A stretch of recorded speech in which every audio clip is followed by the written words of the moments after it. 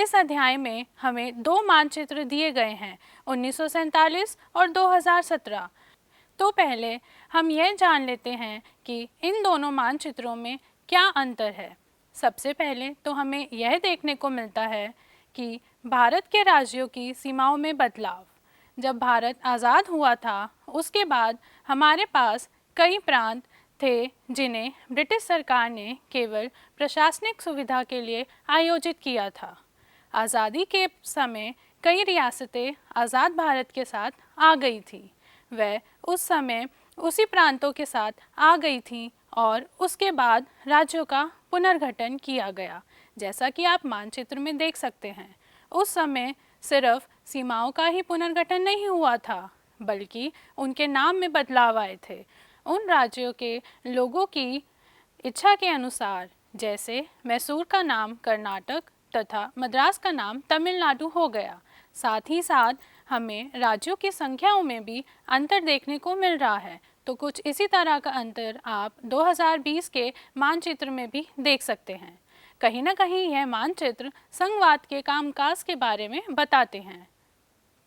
इस अध्याय को पढ़ने के बाद आपको निम्नलिखित बातों की जानकारी होगी। संघवाद क्या है, भारतीय संविधान में संघीय व्यवस्था संबंधी प्रावधान क्या हैं, केंद्र व राज्यों के संबंध में जुड़े मुद्दे और विशेष किस्म की बनावट और ऐतिहासिक विशेषता वाले कुछ राज्यों के लिए निर्धारित प्रावधान क्या हैं। चलिए शुरू करते हैं। उन देशों से जिन्होंने संघीय व्यवस्था को अपनाया था। सोवियत संघ पहले एक महाशक्ति था, मगर 1989 के बाद यह स्वतंत्र देशों में बंट गया। उन स्वतंत्र देशों में से कुछ देश ने एक मंडल बनाया जिन्हें स्वतंत्र राज्यों का राष्ट्रमंडल कहा गया। सोवियत संघ का विघटन जब हुआ, उसके प्रमुख कारण अतिशय संगठन और केंद्रीकरण की प्रवृत्तियां भी थी।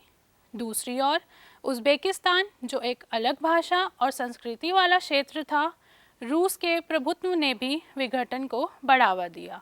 उसके बाद अन्य राज्य जैसे चेकोस्लोवाकिया, यूगोस्लाविया और पाकिस्तान को भी विभाजन को देखना पड़ा।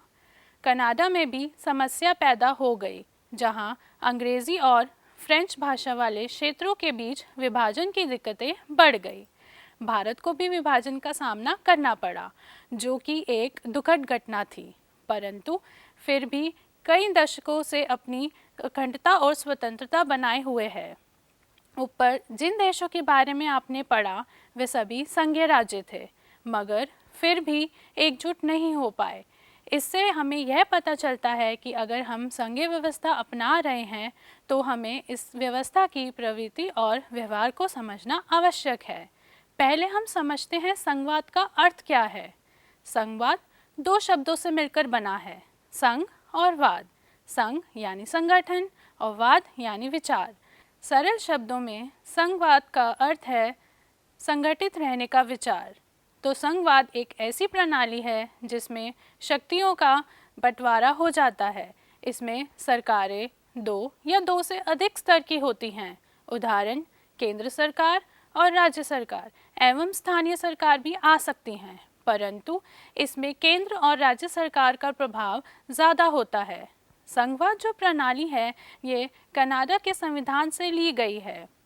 हमने संघवाद के अर्थ के बारे में जान लिया, अब हम इसकी विशेषताओं के बारे में जानेंगे।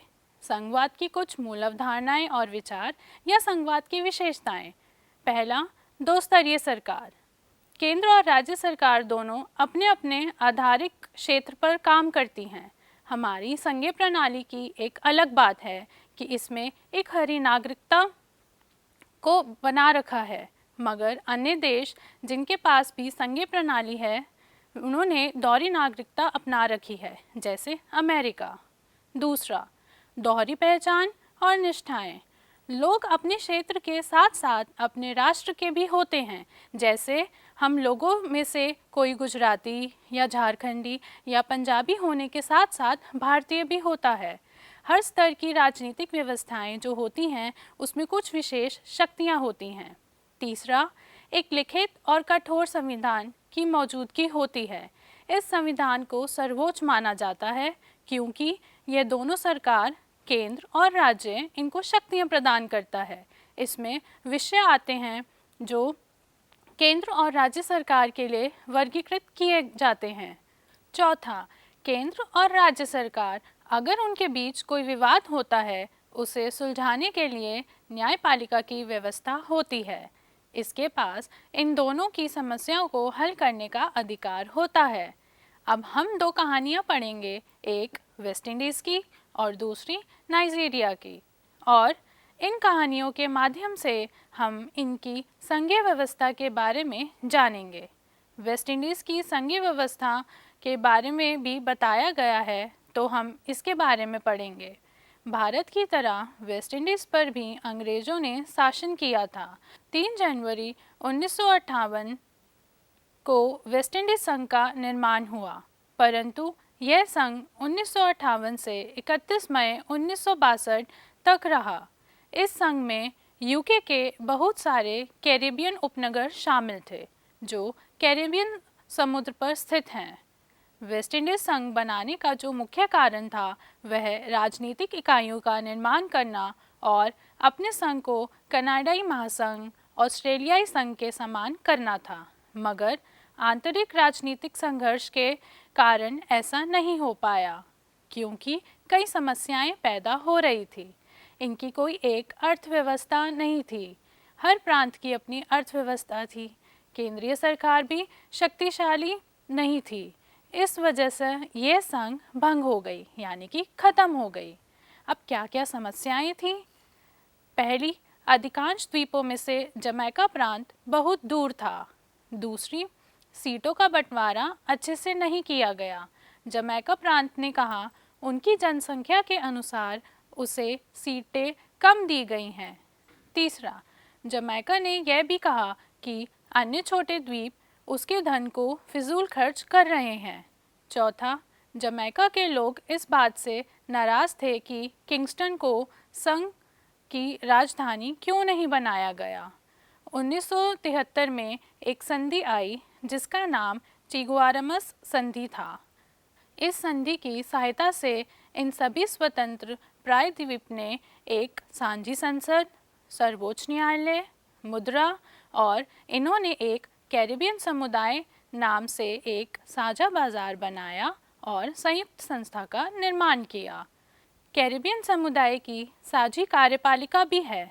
उस कार्यपालिका के सदस्य दूसरे सदस्य देशों के मुख्य व्यक्ति हैं। इससे हमें यह पता चलता है कि इनकी संघीय व्यवस्था अस्थिर थी। संघीय व्यवस्था को अपनाने के बाद कोई भी एकजुट नहीं था। केंद्र सरकार भी कमज़ोर थी क्योंकि इन्होंने संघवाद को अच्छे से नहीं समझा तथा इस व्यवस्था से अच्छे से परिचित नहीं हो पाए।